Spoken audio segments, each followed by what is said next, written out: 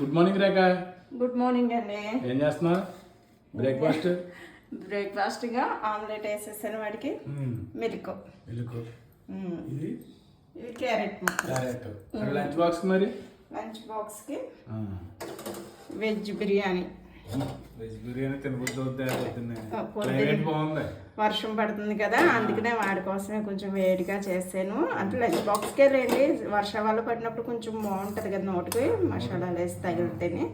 అందుకని క్యారెట్లు, స్వీట్ కార్ను అన్నీ వేసాను. ఇంకా అందుకనే టిఫిన్లో స్వీట్ కార్ను క్యారెట్ పెట్టలేదు.